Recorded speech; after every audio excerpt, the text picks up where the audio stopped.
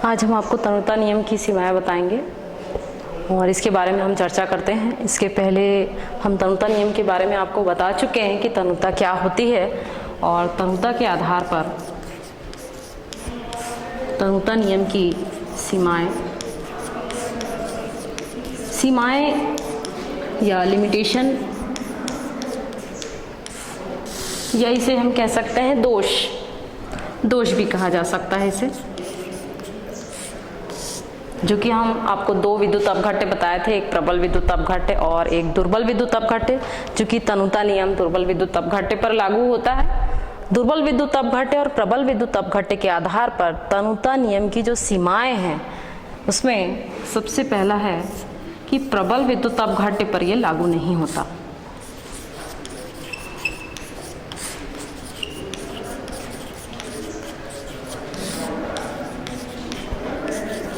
लागू नहीं होता।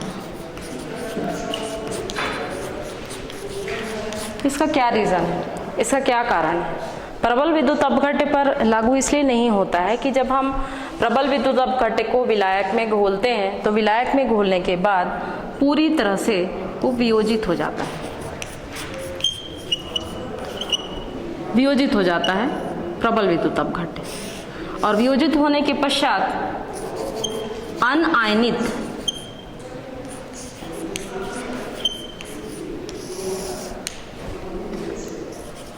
आयन ही मौजूद होते हैं।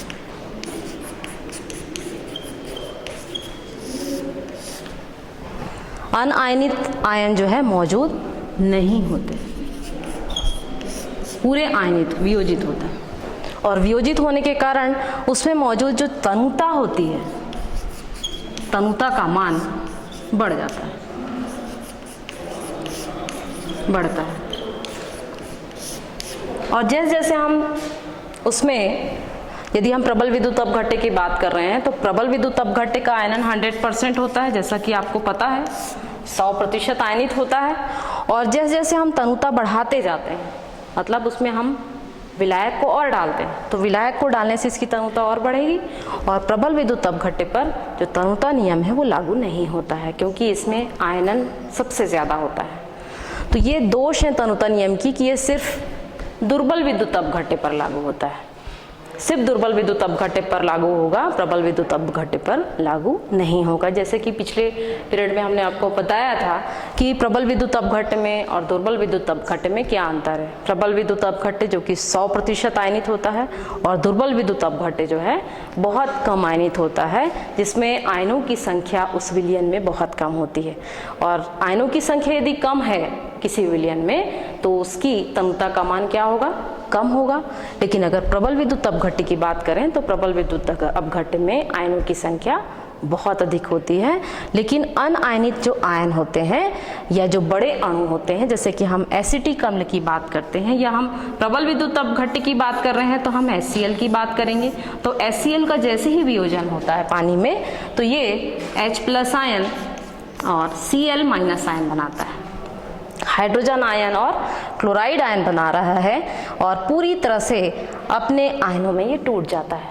लेकिन यहाँ पर HCl मौजूद नहीं होगा, या कह सकते हैं इतने कम मात्रा में HCl के अणु मौजूद होते हैं कि उसको हम नगण्य मान सकते हैं।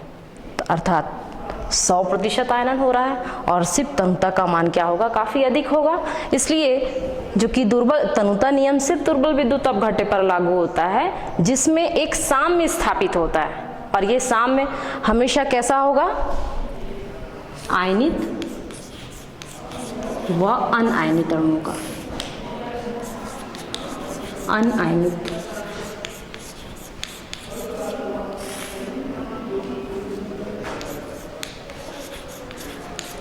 अणु या आयन के बीच में होगा।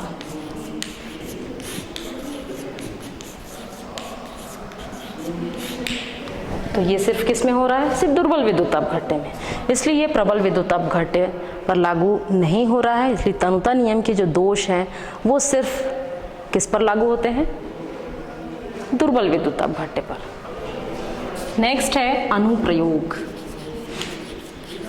तनुता नियम के अनुप्रयोग।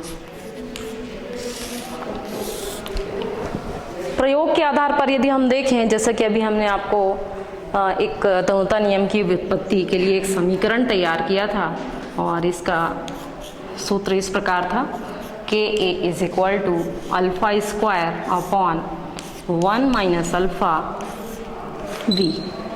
ये एक सूत्र हमने प्रतिपादित किया था जिसके अनुसार K a is equal to alpha square, तो अल्फा यहाँ पर वियोजन की मात्रा है, 1 माइनस अल्फा किसी भी विद्युत अपघट्य से निकलने वाले अणुओं की मात्रा है और v उसकी सांद्रता है कि कितनी मात्रा में वह सॉलिड 100 ml में मौजूद है या 1000 ml में मौजूद है, कितनी मात्रा में उस विद्युत अपघट्य को हमने घोला है। तो उस आधार पर यदि हम देखें तो इसके आधार पर यदि हमने एक नया समीकरण निकाला था K a is equal to alpha square upon we.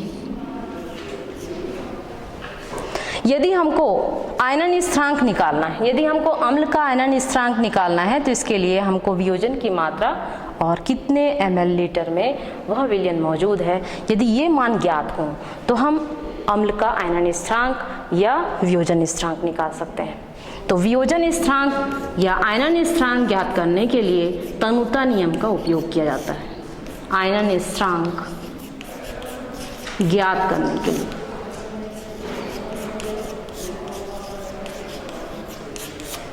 ठीक इसी तरह हम यदि हमको अनुप्रयोग के रूप में तनुता नियम को आधार मानते हुए यदि हम इसमें ये निकालें वियोजन की मात्रा, तो अल्फा स्क्वायर बराबर होता है के ए इंटू वी, के ए इंटू वी।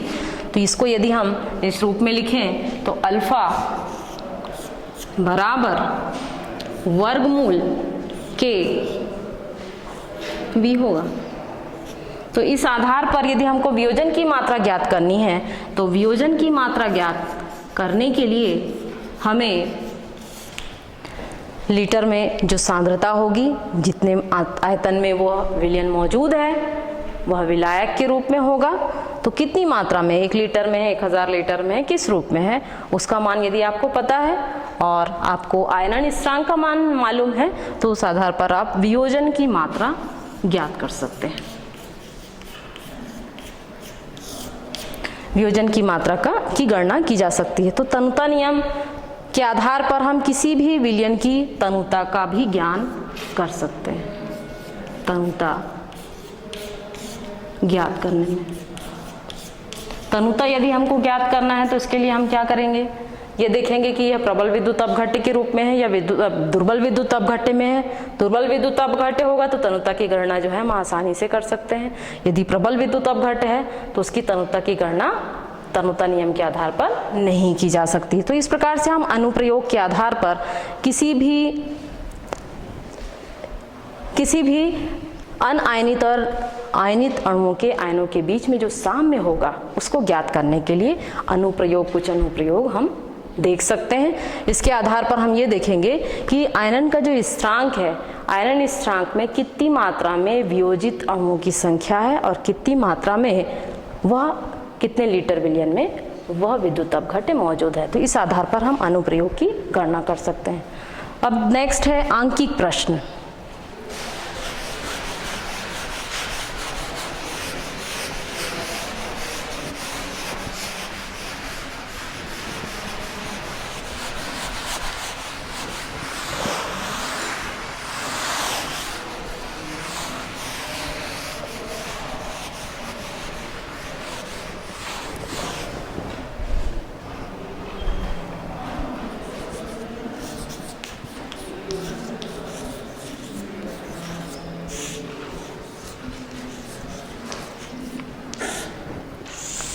आंकिक प्रश्न, इसके लिए कोई सा भी हम एक क्वेश्चन ले लेते हैं। प्रश्न, आंकिक प्रश्न एक हमने ले लिया 25 डिग्री सेल्सियस 0.01 मोल विलयन में एसिटिक अम्ल, जो कि एक दुर्बल विद्युत अपघट्य है, 4% वियोजित हो रहा है।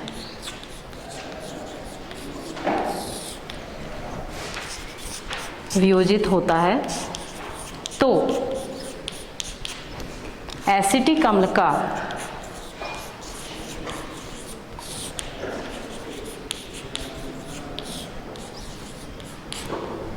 आयनन स्थिरांक ज्ञात कीजिए।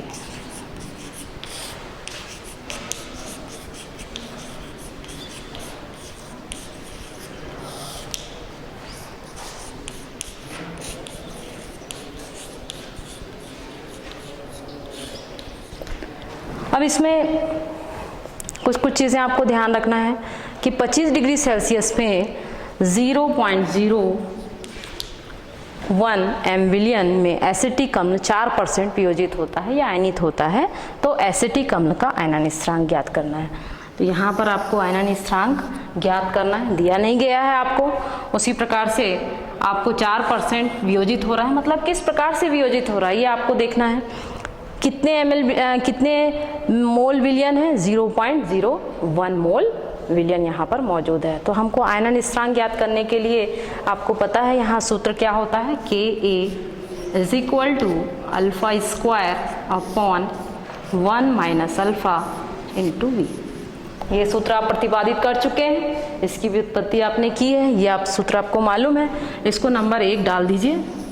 अब आप इस समीकरण को आपको खोलना है, तो इसके लिए सबसे पहले आपको दिया गया है 4% वियोजन।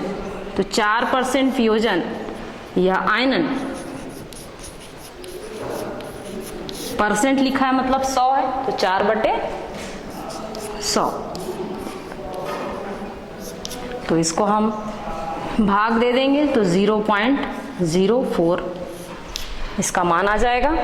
तो वियोजन या आयनन है, तो आयनन का मान किसके बराबर होता है? आयनन किसे कहते हैं हम? अल्फा। अल्फा बराबर 0.04। ये इसका मान कितनी मात्रा वियोजित हो रही है? 0.04 या 0.4 मात्रा जो है एसिटिक अम्ल की वियोजित हो रही है। अब इसके आगे हम देखते हैं, आगे की प्रोसेस में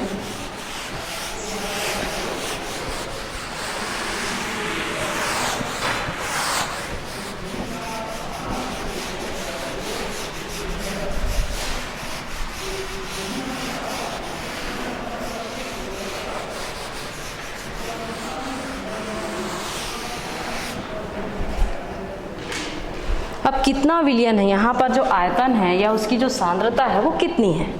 तो V यहाँ पर आयतन दिया हुआ है 0.01 विलयन। तो यहाँ पर आप लिखेंगे 0.01। तो इसको यदि हम हटाएं, पॉइंट को हटाएं, तो क्या हो जाएगा? ये 0.01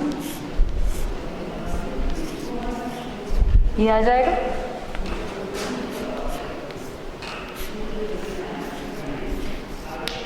सौ हो गया, 1/100 हो गया। तो मतलब कितने लीटर है यहाँ पर?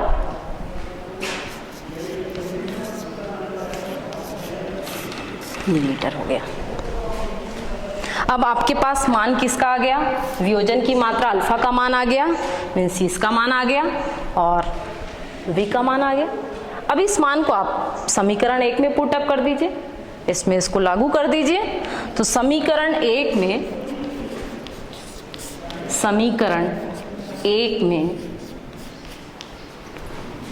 अल्फा मीन्स वियोजन की मात्रा,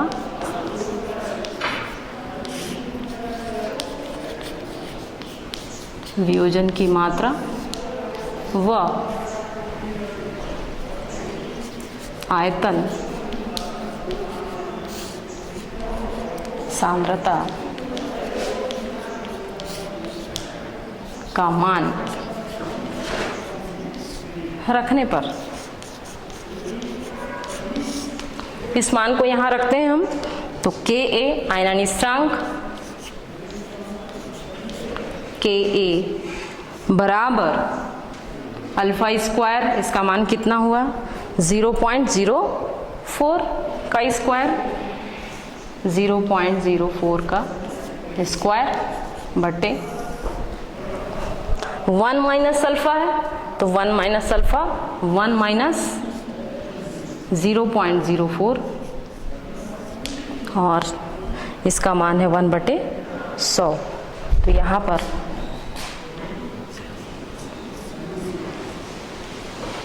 सौ हो गया। तो इस प्रकार से हम इसको ले सकते हैं। अब इसको हम गुणा करें, तो गुणा करेंगे तो कितना आ जाएगा, ये 0.0016 बटे 0.96 इंटू 100, ये हो गया। तो ऊपर चला जाएगा 100। तो इस प्रकार से इसको यदि हम मल्टीप्लाई करें तो 1.66 इंटू 10⁻⁻5 आता है इसका आंसर। तो इस प्रकार से इसमें हम आयनन स्थिरांक का मान इस विधि के द्वारा निकाल सकते हैं। तो अनुप्रयोग के आधार पर आप कोई भी एग्जाम्पल दे सकते हैं और इस आधार पर किसी भी आंकिक प्रश्न में, जैसे इसमें हम चेंजेस भी कुछ कर सकते हैं। जैसे मान लीजिए यहाँ पर 0.01 दिया हुआ है, इसको आप 0.1 लिख लीजिए। 0.1 के अनुसार यदि आप लेते हैं तो यहाँ पर जो वॉल्यूम होगा वो क्या आ जाएगा, जैसे यहाँ पर 1/100 है तो ये 1/10 आ जाएगा। तो वॉल्यूम यहाँ पर 10 लीटर होगा। जैसे यहाँ पर 100 लीटर है तो वहाँ 1/10 होगा तो 10 लीटर हो जाएगा। तो इस प्रकार से आप उसमें चेंजेस करके इस आधार पर आंकिक प्रश्न को ज्ञात कर सकते हैं। तो आंकिक प्रश्न को निकालने के लिए सबसे पहले आपको एक तो इस सूत्र के आधार पर आपको आयनन स्थिरांक ज्ञात करना है। तो आयनन स्थिरांक ज्ञात करने के लिए किस प्रकार से हमको इस समीकरण का उपयोग करना है। यदि हमें दूसरे रूप में यदि हमको निकालना है, मान लीजिए वियोजन की मात्रा निकालनी है, तो वियोजन की मात्रा के लिए alpha is equal to KA/V होता है इस प्रकार से। इसके पहले हमने ये समीकरण निकाला है, या इस प्रकार से alpha square is equal to KV ये निकाला है हम। तो इस सूत्र के आधार पर भी हम आंकिक प्रश्न को निकाल सकते हैं। जैसे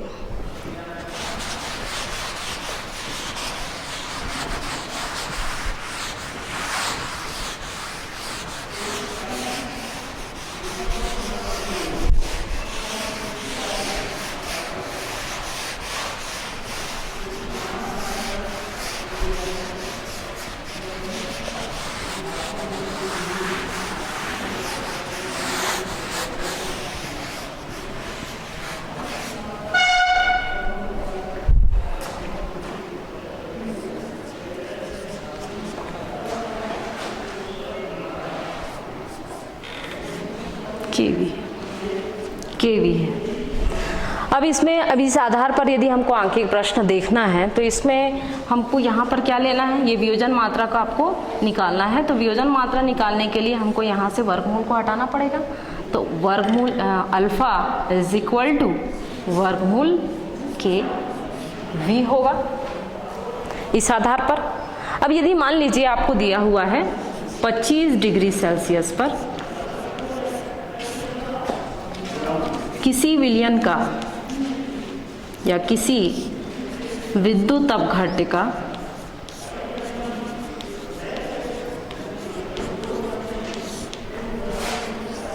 आयनन स्थिरांक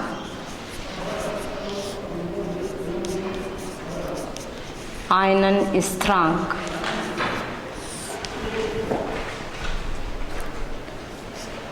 4 × 10⁻⁴ है। 4 × 4 × 10⁻⁴ है। वह सांद्रता 0.1 m हो तो वियोजन की मात्रा ज्ञात कीजिए।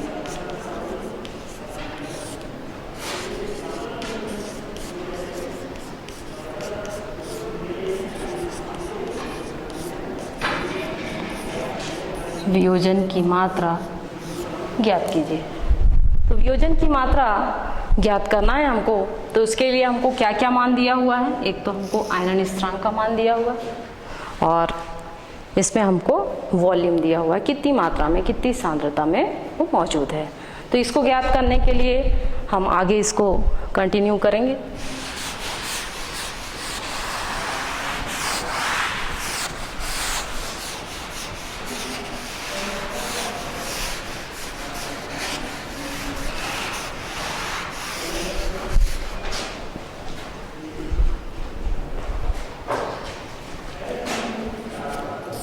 अल्फा इज इक्वल टू वर्गमूल K V. Alpha is equal to वर्गमूल, यहाँ हम आयनन स्थिरांक लेंगे 4 गुणित 10 की घात ऋण 4 गुणित, यहाँ इसका मान हमको निकालना पड़ेगा 0.1, तो 0.1 बराबर 1/10 हो जाएगा,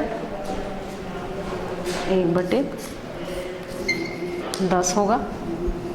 या इसको हम लिख सकते हैं 10 की घात ऋण 1, ऐसा लिखा जा सकता है इसे, इसको हम इस रूप में लिख सकते हैं। चलिए आगे कंटिन्यू करते हैं। अल्फा इज इक्वल टू वर्गमूल 4 गुणित 10 की घात ऋण 4, तो यहाँ पर 10 की घात ऋण 1, ये 5 भी हो सकता है। अल्फा इज इक्वल टू 4 गुणित, इसको ऐसे ही रखते हैं, या इसमें से हम ये वर्गमूल हटा देते हैं।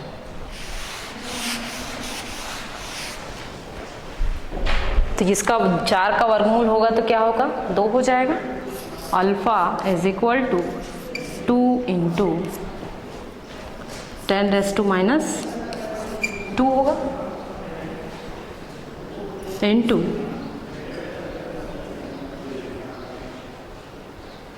1/10। तो ये इसमें वियोजन की मात्रा इस प्रकार से निकाली जा सकती है।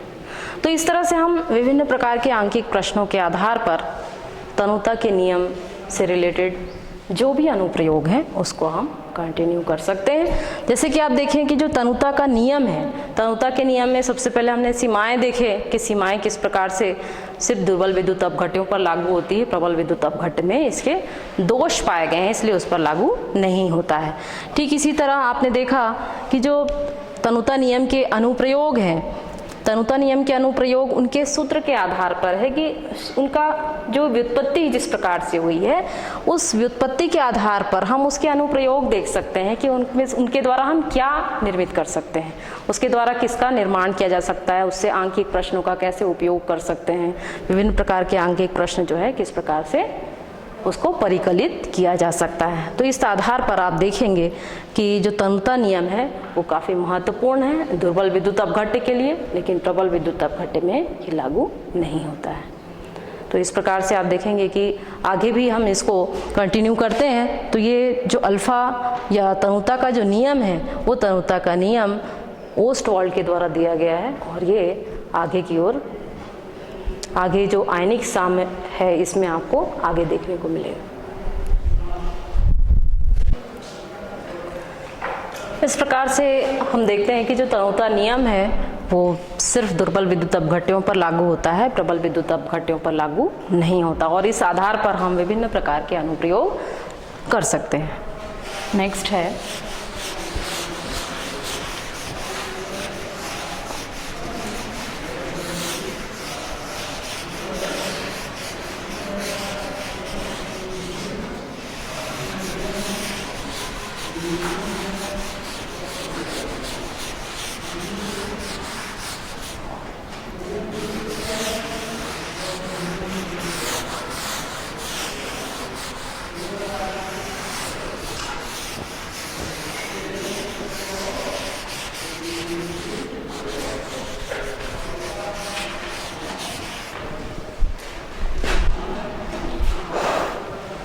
इस प्रकार आपने देखा कि जो आयनिक साम्य है इसमें साम्य आयनन विद्युत अपघट्य,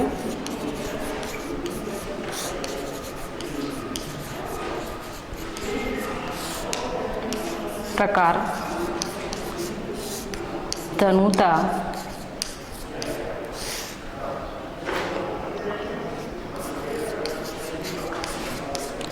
तनुता नियम की व्युत्पत्ति,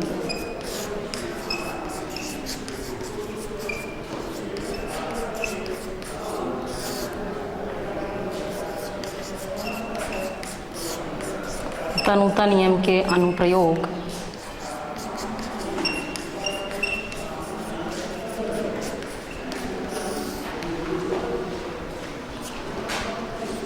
आयनन सिद्धांत,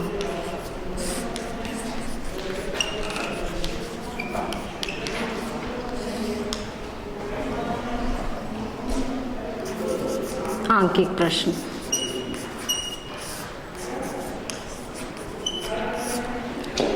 इसमें आपने देखा कि सबसे पहले हमने आयनिक साम्य के बारे में बताया कि साम्य में आयनित अणु और अनायनित अणुओं के बीच जो एक संतुलन होता है, यदि वो संतुलन मौजूद है तो साम्य स्थापित होगा। आयनन हो रहा है मीन्स आयनों का निर्माण होगा और आयन जो है धनावेशित आयन और ऋणावेशित आयन में बदलेंगे या टूटेंगे या आयनों का विभाजन होगा। आयनन सिद्धांत, इसके आधार पर आपने देखा कि जो आयनन का सिद्धांत होता है, ये आयनन का सिद्धांत आर्हीनियस नाम के वैज्ञानिक ने दिया था 1887 में, और उन्होंने विभिन्न प्रकार के अभिगृहित के आधार पर, विभिन्न प्रकार की परिकल्पना के आधार पर आयनन किस प्रकार होता है उसको उन्होंने किस प्रकार से बहुत अच्छे तरीके से उन्होंने समझाया था। नेक्स्ट है विद्युत अपघट्य, क्योंकि ये सभी जो प्रक्रियाएं हैं वो सिर्फ विद्युत अपघट्य में हो रही है, और ये विद्युत अपघट्य प्रबल होगा या फिर दुर्बल होगा। यदि दुर्बल है तो उसका आयनन बहुत कम होगा, और यदि प्रबल विद्युत अपघट्य है तो इसका आयनन 100% होगा। तो इस प्रकार से आप देखेंगे जो विद्युत अपघट्य होते हैं ये अम्ल के रूप में भी होते हैं, क्षार के रूप में भी है और लवण के रूप में भी है। तीनों ही रूपों में आपको विद्युत अपघट्य देखने को मिलेंगे, और ये भी जो विद्युत अपघट्य है जलीय अवस्था और पिघली अवस्था में, दोनों ही अवस्थाओं में मौजूद होते हैं और अपने आयनों में टूटते हैं, या कम आयनित होंगे या फिर अधिक आयनित होंगे। प्रकार के आधार पर प्रबल विद्युत अपघट्य और दुर्बल विद्युत अपघट्य, प्रबल व दुर्बल विद्युत अपघट्य। अब जहाँ तनुता की बात होती है तो तनुता के आधार पर यह देखा जाता है कि जो दुर्बल विद्युत अपघट्य है, तनुता मतलब होता है आयनों की संख्या का अधिकांश मात्रा में किसी विलयन में मौजूद होना। क्योंकि किसी विलयन में यदि हम विलेय मिलाएंगे, किसी विलायक में जब हम विलेय मिलाते हैं तो वह विलयन बन जाता है, और जब विलयन बना है तो उसकी तनुता का निर्धारण यदि हमको करना है तो उसमें मौजूद जो टूटे हुए आयन है या जो विखंडित आयन है, विभाजित आयन है, वियोजित आयन है, उनकी संख्या कितनी है, कम है या अधिक है। अधिक है तो उस कंडीशन में उसकी तनुता बढ़ेगी, क्योंकि उसका जो अणु संख्यक गुणधर्म है वो बढ़ेगा। अणु संख्यक गुणधर्म, तो ये जो अणु संख्यक गुणधर्म है अणुओं की संख्या पर निर्भर करता है, और अणुओं की संख्या के आधार पर तनुता निर्भर करती है। अणुओं की संख्या अधिक है, तनुता का मान बढ़ेगा। यदि तनुता बढ़ रही है तो उस कंडीशन में अव्यवस्था बढ़ती है। जहां अव्यवस्था बढ़ेगी एंथैल्पी का मान जो है बढ़ेगा। तो यहाँ पर जो तनुता नियम की व्युत्पत्ति के आधार पर यदि हम बोले तो तनुता का जो नियम होता है, ये इस तनुता के नियम में ओस्टवाल्ड के द्वारा ये नियम दिया गया था। इस नियम के अनुसार सिर्फ दुर्बल विद्युत अपघट्य पे तनुता का नियम लागू होता है। तो जब भी हम देखें कि क्योंकि यहाँ पर आपको ये देखना है कि सक्रिय मात्रा कितनी है, किसी भी विद्युत अपघट्य की सक्रिय मात्रा उस विलयन में कितनी मौजूद है। सक्रिय मात्रा हमेशा अभिक्रिया की दर पर निर्भर करती है। अभिक्रिया की जो दर होगी वो अभिकारकों की मात्रा की सक्रिय मात्रा के बराबर होगी। सक्रिय मात्रा कितनी अधिक है, अभिक्रिया की दर अग्र अभिक्रिया भी हो सकती है और पश्च अभिक्रिया, क्योंकि यहाँ पर हम तनुता की बात कर रहे हैं जो कि दुर्बल विद्युत अपघट्य पर लागू हो रहा है, और जो दुर्बल विद्युत अपघट्य है उसमें अग्र अभिक्रिया भी होती है, पश्च अभिक्रिया भी होती है। अग्र अभिक्रिया की दर अभिकारकों की सक्रिय मात्रा के गुणनफल के बराबर होती है, उसी प्रकार से जो पश्चाभिक्रिया की दर होती है वो क्रिया फलों की सक्रिय मात्रा के गुणनफल के बराबर होती है। तो उसी आधार पर तन्यता नियम की व्युत्पत्ति की गई है ओस्टवाल्ड के द्वारा, और इस नियम के आधार पर आपने देखा कि आपने आयनन स्थिरांक का मान निकाला, और ये जो आयनन स्थिरांक का मान है Ka is equal to alpha square upon 1 minus alpha V, या Ka बराबर alpha square upon 1 minus alpha C, दोनों में से कुछ भी हो सकता है। वॉल्यूम के आधार पर, आयतन के आधार पर यदि हम ले रहे हैं तो इस सूत्र को आप प्रतिपादित करेंगे, यदि सांद्रता के आधार पर ले रहे हैं तो इस सूत्र का प्रतिपादन किया जाएगा। और यदि मान लीजिए दुर्बल विद्युत अपघट्य बहुत कम है तो उस कंडीशन में यहाँ से जो अल्फा का मान है वो बहुत कम हो जाता है, इसलिए इसका मान 0 होगा और एक नया सूत्र प्रतिपादित हो जाता है Ka is equal to alpha square upon C, या Ka alpha square upon V। दोनों में से कोई सा भी सूत्र इसमें प्रतिपादित हो सकता है। तो ये जो तन्यता नियम की व्युत्पत्ति है ओस्टवाल्ड के द्वारा दुर्बल विद्युत अपघट्य पर लागू किया गया, और इसके अनुप्रयोग यदि हम देखें तो अनुप्रयोग सूत्र के आधार पर देख सकते हैं। यदि हमको आयनन स्थिरांक ज्ञात करना है तो उसके लिए हमें वियोजन की मात्रा और जो सांद्रता है या उसमें आयतन है कितनी मात्रा में मौजूद है, यदि हम ये ज्ञात हो तो हम उसके तन्यता नियम के अनुप्रयोग के आधार पर किसी भी अम्ल का जो कि दुर्बल विद्युत अपघट्य है उसका आयनन स्थिरांक ज्ञात कर सकते हैं। ठीक इसी तरह यदि हमको वियोजन की मात्रा ज्ञात करनी है तो इसके लिए हमको वियोजन की मात्रा ज्ञात करने के लिए आयनन स्थिरांक ज्ञात होना चाहिए, और वॉल्यूम कितनी लीटर में मौजूद है वह विद्युत अपघट्य, और आयनन स्थिरांक यदि ये दो चीज़ें मालूम हो तो हम उस विलयन की, उस अम्ल की वियोजन की मात्रा कि वह कितनी मात्रा में वियोजित हुआ है उसकी मात्रा को हम ज्ञात कर सकते हैं। नेक्स्ट है आंकिक प्रश्न। आंकिक प्रश्न इसी आधार पर निर्धारित है कि जो भी सूत्र आपको दिया गया है उससे संबंधित आपको आंकिक प्रश्न दिएंगे, और आंकिक प्रश्न को आधार मानते हुए उसके पूरे क्वेश्चन को ध्यान से पढ़ते हुए आप उसके आंकिक प्रश्न से संबंधित जितनी भी चीज़ें आपको पूछी गई है उसको आंकिक प्रश्न के रूप में ज्ञात कर सकते हैं। तो इस प्रकार से आप देखेंगे कि जो आयनिक साम है, आयनिक साम में आपने देखा जितने भी टॉपिक्स आपने देखे वो किस प्रकार से स्टेप बाय स्टेप आपको समझने हैं, और स्टेप बाय स्टेप इसको हम प्रतिपादित कर सकते हैं। Thank you.